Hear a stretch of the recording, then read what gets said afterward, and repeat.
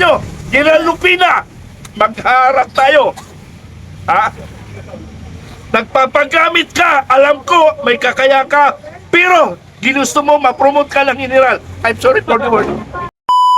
Nagtataka nga ako na ako ang naghahamon ng mga congressman at saka si Torre, bakit ako ang walang kaso? Hindi ako pinatawag eh. Ako ngayon naghahamon eh. Ha? Hinamon ko si Tambaloslos ng suntukan. Yung mga tuwadkom, hinamon ko. Bakit wala akong kaso? Ha? Unjust fixation, hamon yun eh. Hindi inciting to sedition yun ha. Hinamon ko sila ng suntukan. No? Ngayon, pero ang hiling ko lang, hindi doon sa loob ng Kongreso. Sa labas, sir. Sa labas, kasi pag sa loob, silang power doon, gagamitin nila ang power laban sa mga taong kaya nilang takutin. Subukan nila akong takutin. Subukan nila. Pero, hinahamon ko ang mga matatapang na mga nasa gobyerno, MUP man o ano pa man, sa labas ng korte o sa labas ng Congress o sa labas ng mga opisina nila. Kasi kingdom nila yon eh. Pero hinahamon ko sila sa labas para patas ang karapatan ng isang Pilipino. Ano? Isang Pilipino, karapatan natin labanan. So, may mga tanong. Tuloy ba? Bakit kayo atras ba kayo? Kayo? Pero may problema kasi tayo. Sa Pilipino kasi, hinihintay muna silang masaktan bago kikilos. Paano yon? Paano kung pag kumilos ka na, hindi ka na makakilos, ka naputulan ka na ng paa? Hihintayin pa ba yon? Dapat ngayon tayo kumilos, panahon na ang sitwasyon ngayon, ang gobyerno, panahon na palitan ang sistema. May itsa 1, may itsa 2. Ano nangyari? Inciting! Ano ang nangyari? Ang nangyari sa bansang Pilipinas, lalong lumulubog ang Pilipinas because of corruption. Alam nyo ba ang corruption nga sa Pilipinas? Tradisyon yun. Narinig ko na sa isang kampo yun. Sir, kasi problema kasi tradisyon na eh. Tradisyon ang corruption?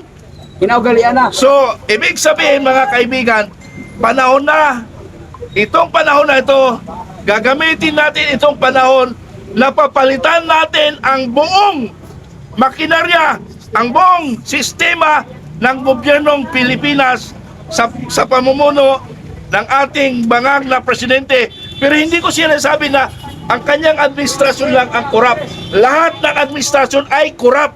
Pero ngayon lang, ang malala, wala nang kontrol ang presidente. Kanya-kanya silang nakawan. Kahit man anong ayos siya. I'm sorry armed forces I'm sorry armed forces. Galing ako dyan. 4.9 billion ang hinahanap ko sa inyo.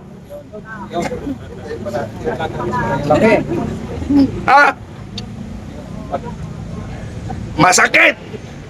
Walang iyakan. Masakit sa kalooban ko. Nasirain ko. Easy. Puso. Easy. Tubig muna, tubig. Tubig. Kok muna. Kiss muna sa babae. Bigyan ng pulburon, pampakalma. Okay. Masakit man sa kalooban ko na ang armed forces ay tinitira ko. Pero mas masakit ang maraming piyutang namatay dahil sa stress kahintay ng mga differential nila. 2017! Anong taon ngayon? 15, sir. Ilang years na? 8 years! Pag bumaliktad ang panahon, tingnan nyo, General Lupina, magharap tayo. Nagpapagamit ka, alam ko, may kakaya ka, pero ginusto mo ma-promote ka ng general. I'm sorry for the word. Sorry. Pero talagang dapat sabihin yan para alam ng publiko. Because public fund yan na dapat alam ng publiko dahil pira ng taong bayan yan. Ako nag-retired, hindi ko pa tinatalikuran ang aking responsibilidad sa ating bayan. Ano? So, mga kababayan, hiling ko sa mga vloggers, sana nagkakaisa tayo tungo sa ating pag-unlad at pagbabago ng Pilipinas. Huwag tayong magkanya-kanya. Iisa lang ang direksyon natin. Ano ang problema ng bansa? Issue-based lang tayo. Huwag tayong politika. It's because of politics, naghihirap ang Pilipinas. Because of politics, naghihirap ang Pilipinas. Kailangan magkaisa tayo para sa ating kinabukasan, para sa ating bayan. Huwag tayong mag-usap sa politics.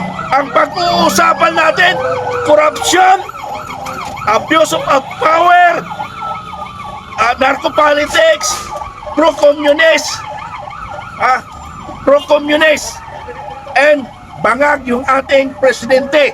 Yun, isa pa yan. Isa lang ang hiling ninyo mga vloggers. Lagi niyong i-challenge ang ating Pangulo in all your vlogs, in your content. Lagi niyong isingit na magpa-drug test siya para mapatunayan na siya ay hindi addict. Lagi niyong isingit. Huwag niyong kalimutan sa vlog niyo. Kahit na 30 seconds, isingit niyo yun. Magpa-drug test ka na nga, Pangulo. Sir, Bakit? no. Magpa-drug test ka para magiging totoo na walang issue laban sa Pangulo. Sir. Yun yung lagi niyong ikwan. Isingit. Mamaya muna, may tumatawag. Okay.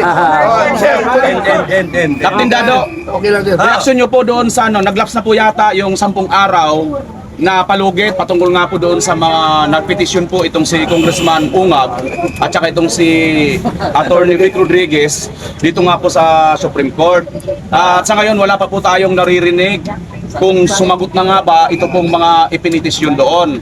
Ang particular na po ang Senado at ito nga pong Congress. Ano po ang inyo pong reaksyon doon? Hintayin lang natin. Hindi naman pwede nilang tuyuin yun eh. Kasi ano yun eh. Dapat umikot ang proseso eh. So siguro hindi lang nababalita. Pwede niyong i-research kung ano na nangyari doon. Supposed to be dapat lumabas na yun, di ba? O meron pang, kailan pa pinail yun? Ilang araw ang binigay? Dapat supposed to be 12 days na ngayon, sir. 12 days na ngayon. Ha? 12 days na ngayon. 12 days na ngayon. Hindi sila sumagot. So, tingnan natin kung mayroong lalabas na resolution, yung decision nila. Tayo lang natin, kaya mainip. Patience is a virtue.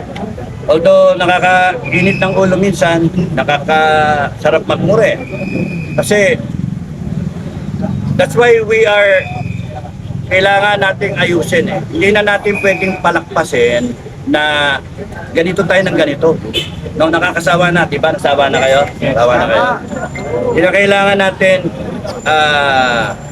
paikutin yung gulong once again, pero yung magpapalit lang tayo ng politiko, ng tao, ng administrasyon, hindi rin. Will not solve the problem. Tanungin ko kayo, anong problema? Anong problema? Corruption, sir. Ng Pilipinas. Anong problema ng Pilipinas? Corruption. Corruption. Okay. Yan yung mga sagot ng tao, corruption. Ako dati, yun din ang sagot ko eh, droga, corruption.